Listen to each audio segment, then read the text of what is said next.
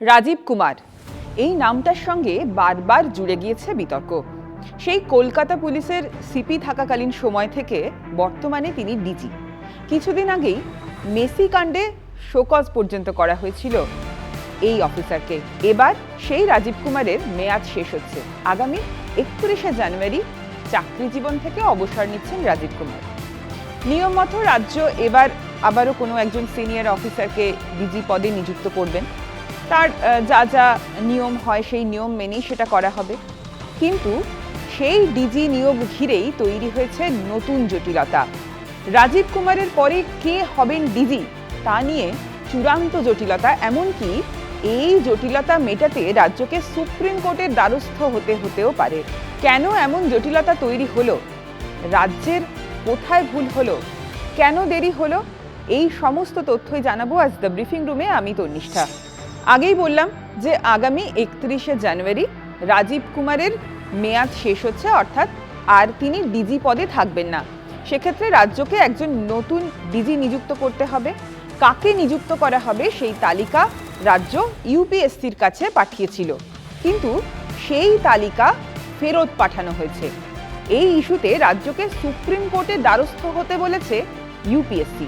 প্রথমে বলি যে কিভাবে এই ডিজিপি বেছে নেওয়া হয়। সাধারণত কোনো রাজ্য পুলিশের যিনি ডিজি হবেন তার সম্ভাব্য কাদেরকে করা যেতে পারে সেই তালিকা রাজ্য তৈরি করে, এবং সেটা তৈরি করে বর্তমান যিনি ডিজি আছেন তিনি অবসর নেওয়ার বা তার মেয়াদ শেষ হওয়ার অন্তত 6 মাস আগে সেই তালিকা তৈরি করে পাঠানো হয় ইউপিএসসির কাছে। এরপর সেখানে এমপ্যানেলমেন্ট কমিটি থাকে। সেই কমিটিতে একটা শর্ট লিস্ট করা হয়, অর্থাৎ 5 জন বা 6 জনের নাম পাঠানো হলে সেখান থেকে 3 জনকে বেছে নেওয়া হয় তাদের যোগ্যতা, সিনিয়রিটি এই সমস্ত কিছু বিচার করে। এরপর সেই 3 জনের নাম রাজ্যের কাছে আসে এবং রাজ্য ঠিক করে যে ওই 3 জনের মধ্যে থেকে কাকে তারা ডিজি করবেন। কিন্তু এক্ষেত্রে সমস্যা তৈরি হলো। কেন তৈরি হলো? কারণ হিসেবে দেখানো হয়েছে যে রাজ্যের দেরি হয়ে গিয়েছে, অনেকটাই বিলম্ব হয়ে গিয়েছে এই পুরো প্রসেসে। কারণ 2023-এর ডিসেম্বরে মেয়াদ শেষ হয় তৎকালীন ডিজি মনোজ মালব্যর।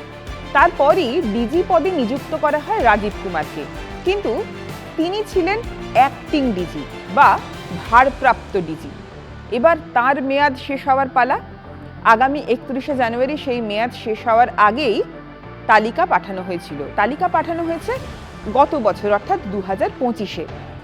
কিন্তু এত দেরি হলো কেন সেই প্রশ্ন তুলেই তালিকা ফেরত পাঠানো হয়েছে। ইউপিএসসি সূত্রে জানা গিয়েছে পশ্চিমবঙ্গ সরকার গত বছরের 16 জুলাই ও 23শে জুলাই কমিশনে চিঠি পাঠিয়ে ডিজিপি পদের নিয়োগের জন্য প্যানেল প্রস্তুতির প্রস্তাব দেয়।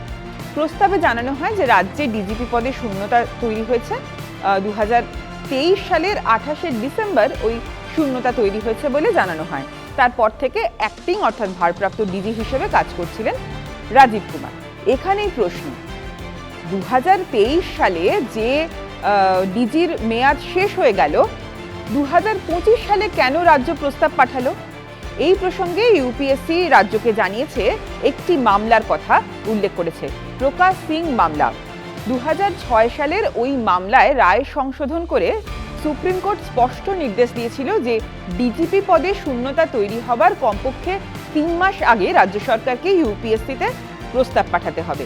রাজ্যের প্রাক্তন ডিজিপি যেখানে 2023 সালের 27শে ডিসেম্বর অবসর নিলেন, তার এতদিন পরে অর্থাৎ 2025 সালের জুলাই মাসে প্রায় 1.5 বছর বাদে কেন এই প্রস্তাব বা তালিকা পাঠানো হলো? এ ব্যাপারে ইউপিএসসি অ্যাটর্নি জেনারেলের পরামর্শ নিয়েছে। সূত্রের খবর, এই দেরিতে প্রস্তাব দেওয়ার বিষয়টি নিয়ে ওই এমপ্যানেলমেন্ট কমিটির মধ্যেও একটা মতভেদ তৈরি হয়। এরপর কমিশন বিষয়টি নিয়ে ভারতের অ্যাটর্নি জেনারেলের মতামত চায়। অ্যাটর্নি জেনারেল তার মতামতে জানিয়েছেন, রাজ্য সরকারের এই বিলম্ব অত্যন্ত গুরুতর এবং এত দীর্ঘ বিলম্ব ক্ষমা করার কোনো বিধান ইউপিএসসির নেই। তিনি আরও বলেন, এই ধরনের বিলম্ব হলে যোগ্য ও বৈধ প্রার্থীরা এমপ্যানেলমেন্টের সুযোগ থেকে বঞ্চিত হতে পারেন। এমন পরিস্থিতিতে রাজ্য সরকারের উচিত ছিল আগেই সুপ্রিম কোর্টের নির্দেশনা চাওয়া। কেন এভাবে দেরি করলো রাজ্য? কেন ডিজি নিয়োগ নিয়ে এমন জটিলতা তৈরি হলো? এই ইস্যুতে মুখ খুলেছে বিরোধী দল বিজেপি। জটিলতা ছাড়া তৃণমূল সরকার চলতে পারে?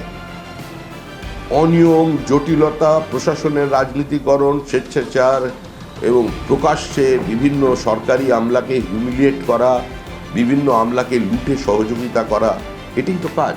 রাজ্য সরকার চায় যে নিজের বংশবদ্ধ অফিসারকে ডিজি হিসেবে রাখা, যাতে ভোটের সময় ইচ্ছেমতো পুলিশকে নিয়ন্ত্রণ করা যেতে পারে। অ্যাটর্নি জেনারেলের এই মতামতের ভিত্তিতে ইউপিএসসি পশ্চিমবঙ্গ সরকারের প্রস্তাব ফেরত পাঠিয়েছে এবং বিষয়টি নিয়ে সুপ্রিম কোর্ট থেকে উপযুক্ত নির্দেশ আনার পরামর্শ দিয়েছে।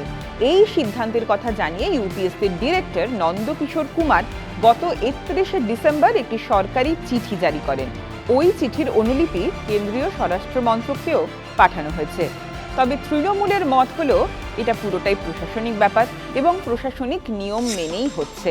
এটা সম্পূর্ণ প্রশাসনিক একটা ব্যাপার। কে ডিজি হবেন তার নির্দিষ্ট পদ্ধতি আছে, সেই পদ্ধতি মেনে সেই রাজ্য সরকার লিস্ট পাঠিয়েছিল এবং যা যা হওয়ার কথা যুক্তরাষ্ট্রের পরিকাঠামোতে সেই নামের লিস্ট থেকে, অর্থাৎ তালিকা থেকেই একজনকে নিয়োগ করা হয়, সেরকমই প্রথা।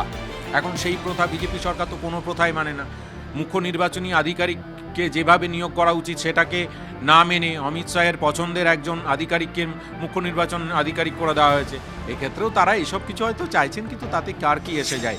31শে জানুয়ারি আসতে সময় আর খুব বেশি নেই। তার মধ্যে কি এই জটিলতা মিটবে? এর মধ্যে কি বেছে নেওয়া সম্ভব হবে নতুন ডিজি? তা সময়ই বলবে। এই সংক্রান্ত খবরে নজর রাখতে চোখ রাখুন TV9 বাংলার ডিজিটালে।